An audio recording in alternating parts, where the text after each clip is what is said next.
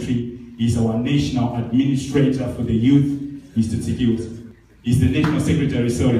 I'm kidding you. He's the national secretary. So he started all the way from Coventry just to grace this day. We welcome you, both of you. God bless. So I'm going to leave the time to AP to come and bless us and present her presentation.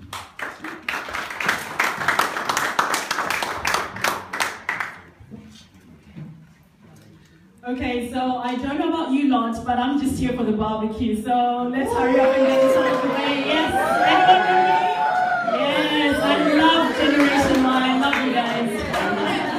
So we're gonna rock this out really quickly together. Okay, so first of all, I just want to start by acknowledging the leadership and the organization of this great event. So Pastor Dean and everyone else, let's give them a round of applause.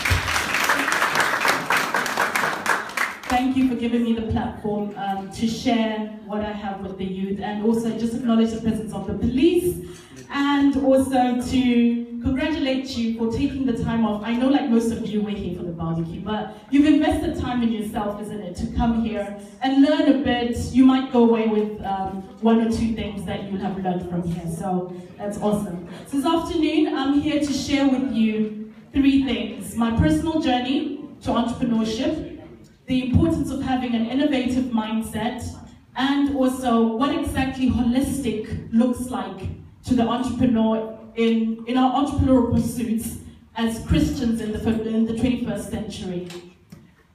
So I'll just start off with my story.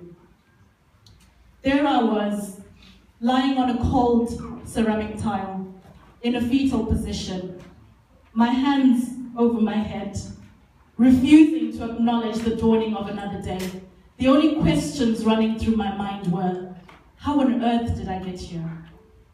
Is this really what it comes to? Is there even more to life than this? See, 10 years ago, I landed my dream job in dentistry.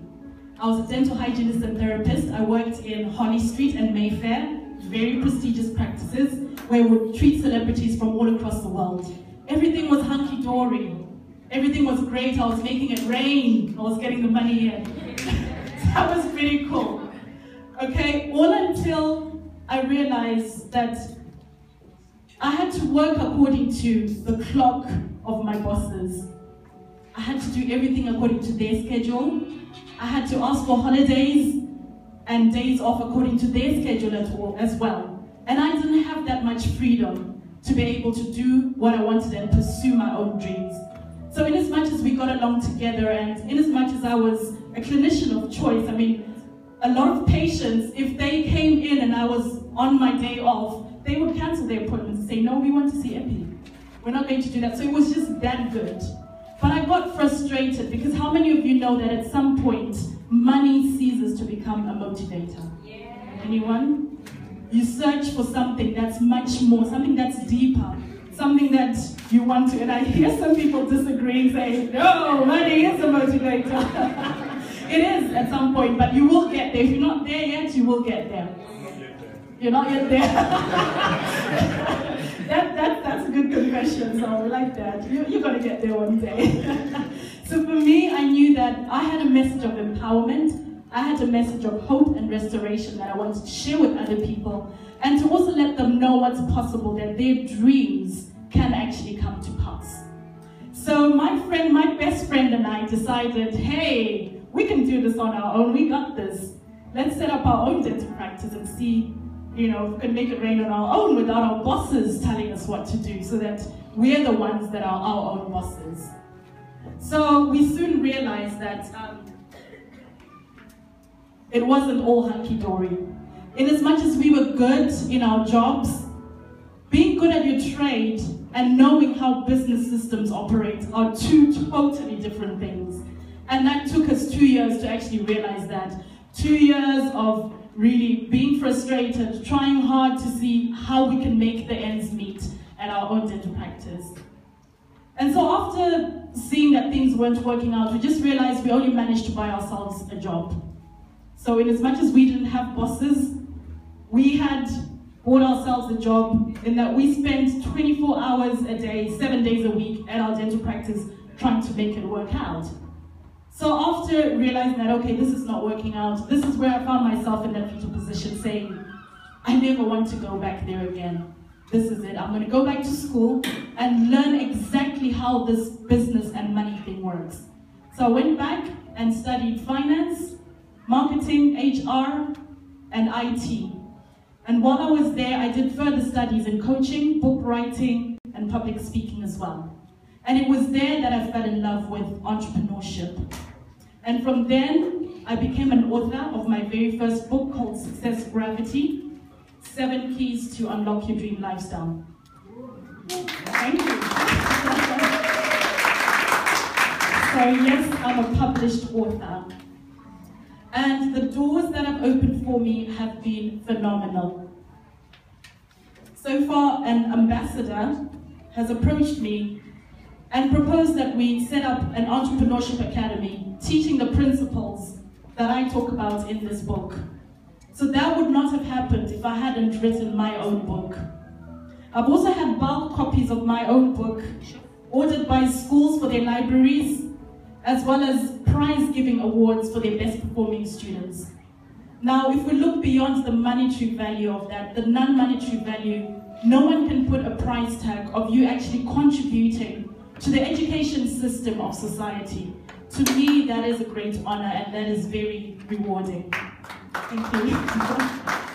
I've been an award finalist for Female Entrepreneur of the Year and also Author of the Year. And I get paid for speaking engagements as well. Been featured in international press and media. And I also have a portfolio of raving clients that have successfully gone through my coaching programs. So they actually managed to write their own books and create multiple streams of income. So why am I telling you all this? It's not to brag, but to let you know what is possible. Yes. We are now living in that era where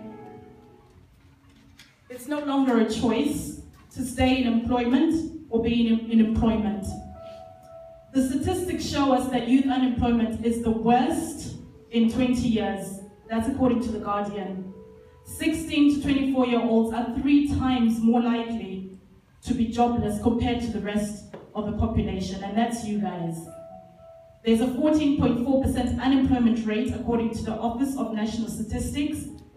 And so it's very imperative to have that entrepreneurial mindset where you're not just relying on one source of income, but you're actually trying to find ways of creating multiple sources of income. Obviously, this has to be within your legal limits, within your moral limits, and within ethical limits as well. But there are ways that you can actually make multiple sources of income. So your aim is to be resourceful rather than looking for resources.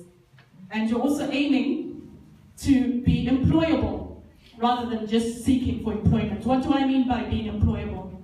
If you've got certain skills that you have, it's a matter of crafting and working hard at those skills so that anyone can employ you rather than just you looking for one source of employment. So the 40-year plan that we were sold on initially was that you go to school, you study for a career, and you find a job, work there for 40 years, and then you retire on a nice pension. That plan belongs to the industrial era, not today's economy. So it's very, very imperative to, you know, when they say think outside the box, I say remove the box completely. You just need to chuck that box out. What do I mean by boxes? These are norms, traditions, and ways of doing things. The ways that things were done in the industrial era does not work in today's technology 140 character era. That does not work.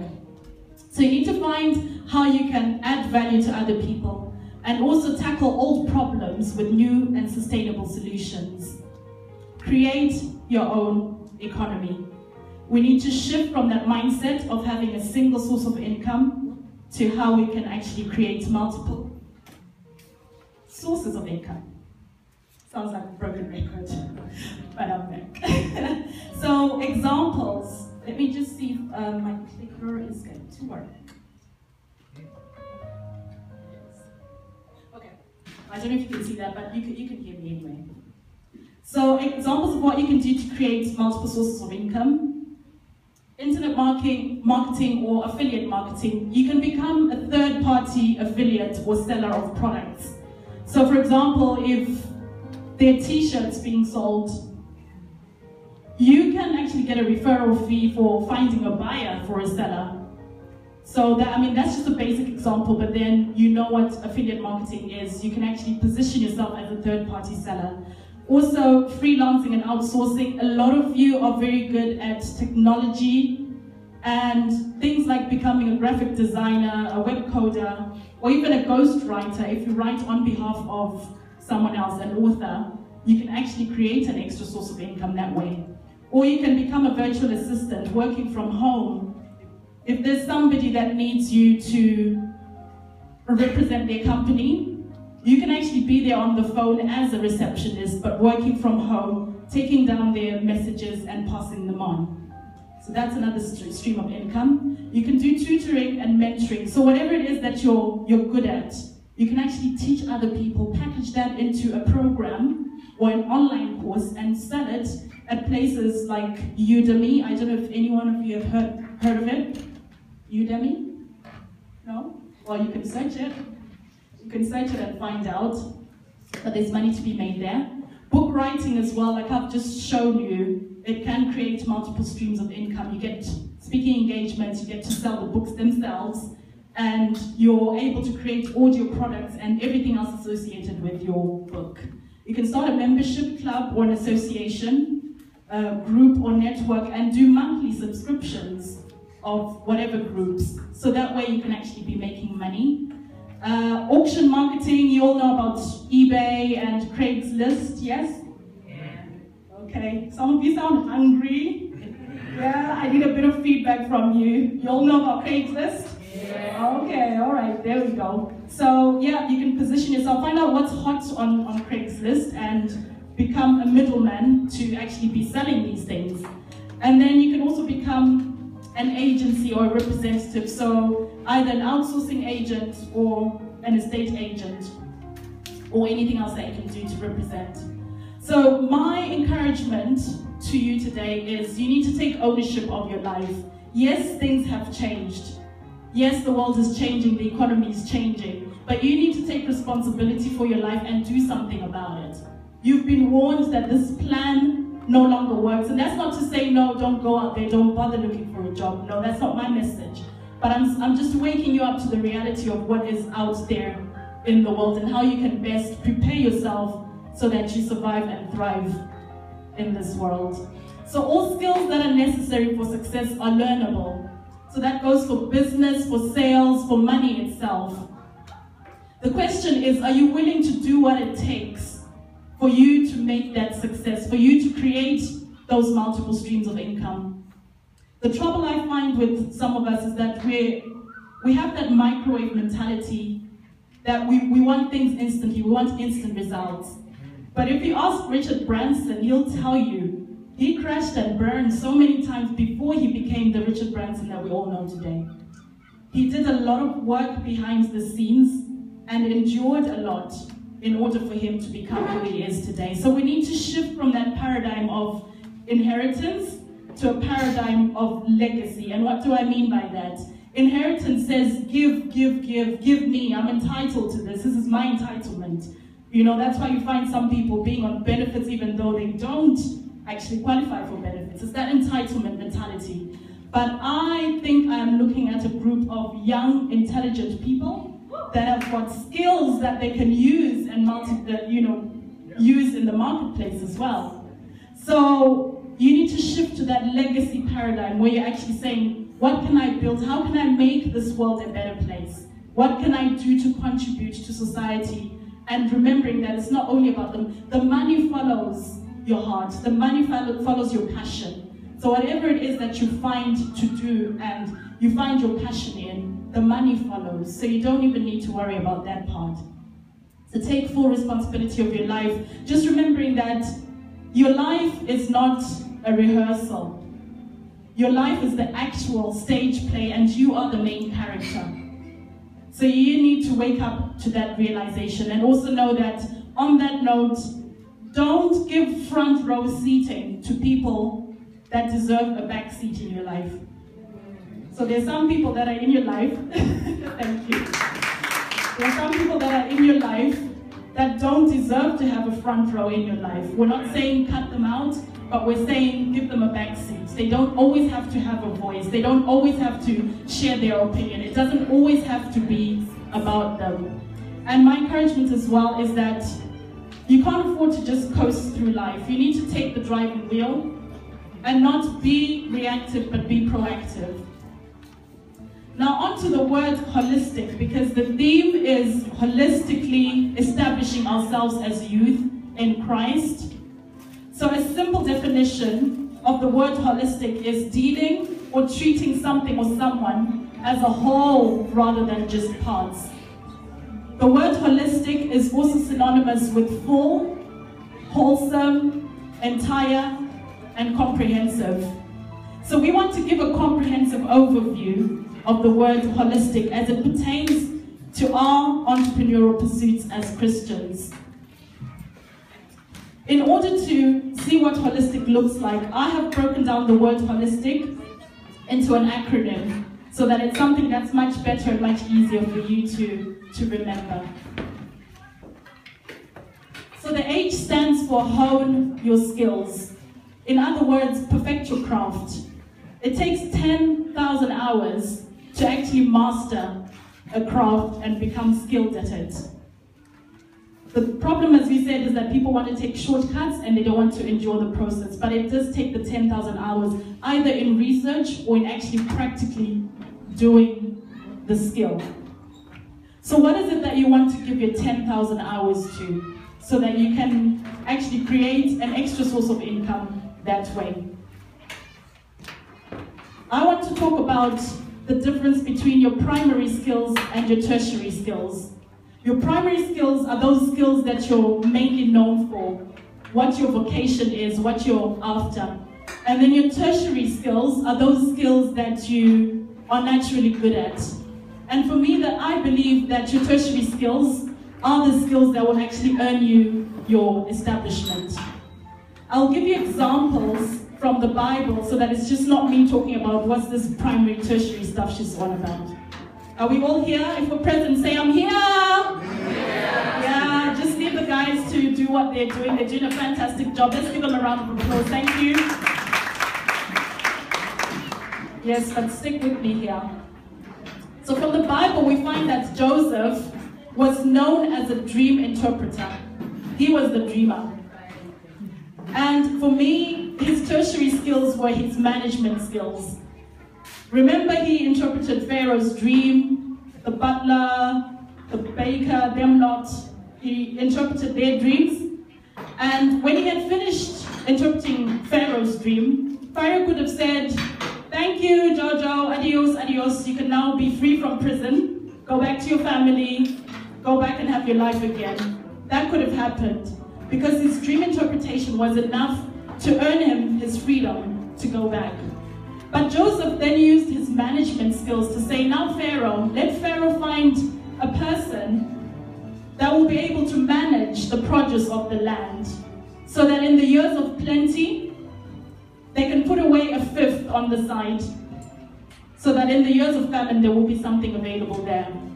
So it was actually that tertiary skill of management that earned him his state as a governor. It established him as a governor. We look at David as well. David was known for tending sheep. He was a shepherd, protecting sheep from lions and bears, and that's what got him to kill Goliath, because he was used to practicing that all the time. That was his primary skill. But David also played the harp. For me, that was his tertiary skill, because the way he played his harp was enough to get him a place before King Saul, so that those evil spirits would actually depart from him. So what skill can you hone and have that impact that when you're actually using that skill, evil spirits depart? Food for thought there. How can you make yourself valuable in the marketplace and become a problem solver? S Esther as well, she was known for her beauty and her obedience. But for me, her tertiary skill was the negotiation. She was able to save an entire race from being wiped out because she had good negotiation skills. And that actually secured her throne as queen of the land as well. So these three characters secured their thrones through the tertiary skills and not what they were originally known for. So my encouragement to you again this afternoon is look beyond what you see. What skills are you good at that if they're developed, they can actually be turned into a sustainable business? Maybe you like doing makeup. Anyone like doing makeup here? Ladies? Not asking the men, but the ladies. So you might be good at doing makeup, you might be good at photography. First of all, maybe it's a hobby, but you're very good at it. Or you like decorating your home, you like blogging, you like writing. Think about those tertiary skills that you can actually use and develop, because that is where your sweet spot will kick in. The Bible reminds us that we have these treasures in earthen vessels, so it's a matter of digging deep to find out what it is that we're naturally good at that will give us clues about what can make us money in the marketplace. So your career or your business doesn't necessarily have to be church related for it to make a difference in the kingdom of God. Because after all, our mandate was go into all four corners of the earth and make disciples of nations. So our mandate is to actually go out there. No need to stay in the house of the Lord and fight for pulpits and fight for positions. Yes, yes, I'm hallelujah there. Yeah, our mandate is to actually go out there. We can still be kingdom representatives out there in the earth as well. So the O in holistic stands for observe your circles. There are three categories of people in life. Those who are for you, those who are for what you are for, and those who are against what you're against. So you need to know exactly which category that people fall into. Those who are for you regardless. Whether you're good or bad, whether you rise or fall, successful or a failure, they're there all the time. And then those that are there just because they're for what you are for. Maybe you're at work and you think, oh, we should have more holiday pay. And they gang up with you just because of that. Don't think now we're besties because we're on the same mission. You need to understand that there's a difference there. They're just for what you are for.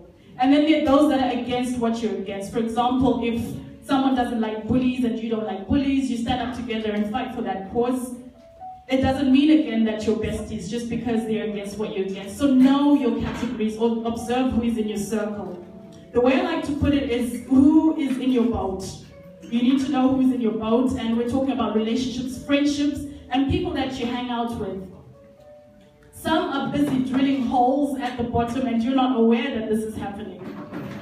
Or some are busy actually rowing in the opposite direction and you think, fine, we're in the same boat, but they're rowing that way and you're trying to row this way. So know who's in your boat. If we look at Noah, he had the raven and the dove in the same boat, same ark. But one couldn't be trusted. You couldn't trust the raven with a simple assignment. So it's a matter of knowing, fine, you're in my ark, but are you for me or not for me? So you need to test the spirits in friendships, in business, in relationships. Having someone like Jonah on board is going to cause your ship and your boat to sink. So you don't need, Jonah needs to be chucked down into the water. And you don't even need to regret that. But having someone, a ride or die like Paul on your ship, is going to ensure that even if you experience shipwreck in your life, you're still going to arrive at your destination. So we want to look for those ride or die people that are going to be with us throughout the end. Through thick and thin, they're there. As we rise and fall, they're there as well. When we say observe who's in your circles, we also talk about your thoughts. You need to observe what is going around in your thoughts. Sometimes you find yourself self-sabotaging, saying, I'm not worthy to write a book. I'm not worthy to start a business in photography. Who am I? I'm not qualified. You talk yourself out of things. I just encourage you to shut those voices down and know that you have the ability to do, be, and have anything in this life that you desire. So stop the self-sabotage and stay away from energy drainers that drain your energy. If you have a vision, if you have a business or a dream that you want to go after, there will always be people that say, you, seriously? There's no way you can do something like that. But you need to cut those people out and know that they're not worth being in your circles as well.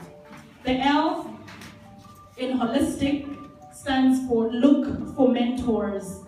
You need mentors in your life, people that have been where you are trying to go.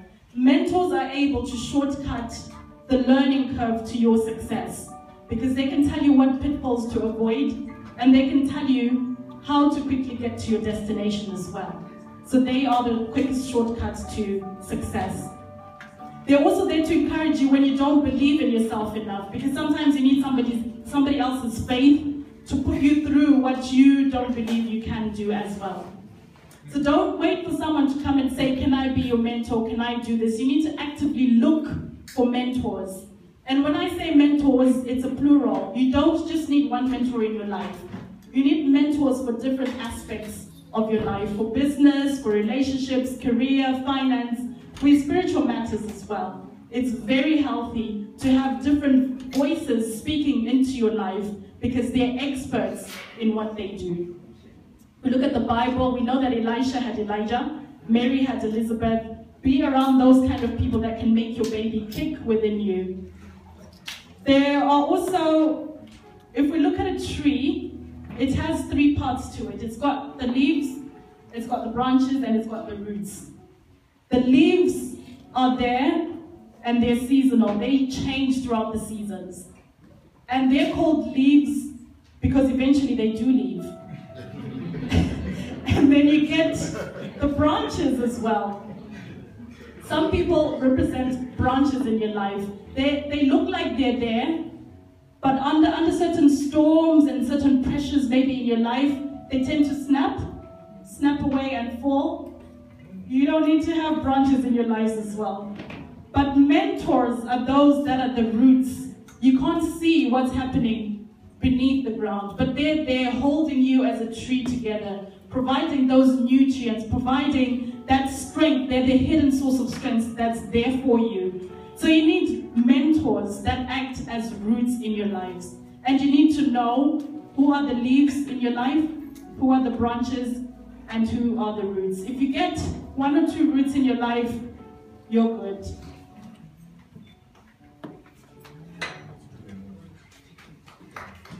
Thank you. So, okay, we're looking at the word holistic for some of you that came in late. We've broken it down into an acronym, and now we're on the letter I. So the first I in holistic, it stands for inventory. So take inventory of your goals. We're halfway through the year now, we're in July. Some of you may have sat down and said at the beginning of the year, oh, this year I want to achieve A, B, C, I'm going to do this is my year, I'm going to do it, I'm going to rock it. So how far have you gone with that plan? Not very far. Well, I need to encourage you again that it's not too late. We're halfway through, but that doesn't mean that you are through. There is still time to sit down, write down your goals. What is it that I want in my life spiritually, financially? What are my financial goals? Some of you just are living aimlessly. But it's important to actually sit down and say, where am I going? What is my 5-year plan? What is my 3-month plan? And this is stuff that I talk about in my book as well, as to how you can sit down and actually write down your goals to achieve them. Because the way I see a goal is like a GPS or sat-nav, like we had earlier. A goal is like a sat-nav. In order for you to know where you want to go, you need to actually punch in the direction. Because it doesn't work, if you've noticed, it doesn't work until you punch in the destination. So it's only when you say where you want to go that it starts saying, okay, at the next roundabout, turn left. Or whatever it says, whether it's the man, the woman speaking to you, whatever, from the GPS thing. But they'll only speak to you once you punch in the destination. So having a goal is like putting in that destination to say, okay, by the time December 31st comes, I want to have achieved A, B, C. Then that voice will come and tell you where to go. And this is where you get clarity about what resources you require to be able to accomplish certain goals, what people you need to approach to help you, like the mentors and the friends that can be there as your buddies to help you and support you and cheer you on. But once you get clarity about your goals, that actually helps you. And then once you have those goals, it's a matter of then sitting down to reassess and also re-strategizing what is working, what is not working. So you're not just doing a one-time thing where I've written my goals, that's it, it's going to work itself out. You now need to sit down and say, okay, what is working? What can I do better? Why didn't this work? And okay, this worked, so I'm going to do more of that in order to achieve it. The S stands for strive for excellence. And I can't emphasize this enough, the police will back me up on this. You have to stay within your legal, moral, and ethical boundaries. We heard it from our friends that came to speak to us, the guy that went to jail before. Your friends can bring you down, even though you're innocent, but you can go down with them, and sometimes it's just not worth it. You need to strive for excellence in your entrepreneurial pursuits. Excellence allows room for growth. If we look at the Bible, Daniel had a non-compromising spirit. He set in his mind that I'm going to stay within my moral compass, and whatever's happening outside, I'm prepared to die, even if it means death, I'm prepared to die, but I'm going to stay within my moral limits. And that enables us to see that he operated from a spirit of excellence. So whatever your hands find to do is worth doing it well. In all our business dealings, we need to make sure that they line up with the morality of the Word of God in order to bring Him honor as well. So an easy way to find out if a business deal is spirit-led or not is if the situation allows everybody to win. And what do I mean by that? If, for example, you want to go into buying and selling cars, you need to make sure that the dealer that you're buying from is going to win. You yourself, as the seller, is going to win, and the buyer is going to win. So there's no need for you to overprice something, even if you know that this car has got these damages and within 3 months it's going to break down. That is not exercising morality. That is not a business that God will bless. But if you know that all parties win and you have peace about it, then you know that it's of God, and that lines up with what it is to strive for excellence. So T stands for take the limits off. And this is a big one. So 2 men went fishing one day, and as they approached the riverbank, they took out their rods and started fishing. After a while, one of them noticed that his friend had a peculiar and strange behavior. He would catch certain fish and then take out his ruler and measure the fish.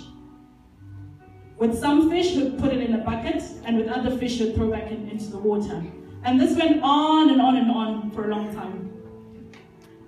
So his friend just got really frustrated and said, "Why on earth do you keep throwing some fish back into the water? And what is that silly ruler there for?" So his friend goes, "Easy, mate. You know what, at home, yeah, I've got this frying pan, yeah? And it's only like 30 centimeters, right, yeah? So if my fish is larger than 30 centimeters, then I don't need it, mate. I just throw it back into the water, mate. You know, why should I keep it? You know, easy, simple, innit? And the thing with me is, I don't like to cut up my fish when I fry it. I want it to stay with the head on. But moral of the story is,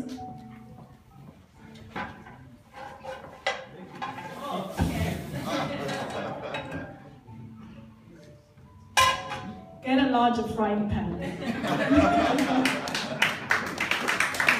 If you find that your small frying pan mentality is stopping you from doing certain things, you're missing out on many opportunities, and you're throwing back certain fish, the big fish, you're throwing them back in because your mindset is just saying, I can only do this much. It's time to change frying pans and get a bigger one.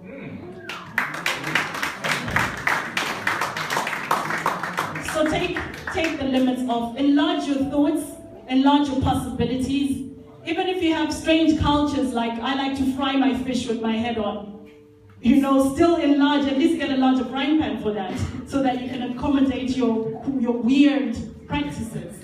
But for goodness sake, enlarge your thoughts and enlarge your possibilities. You'll find that you can actually get better results by being open. This ties in with having an innovative mindset that we spoke about earlier, and also stopping the self-sabotage.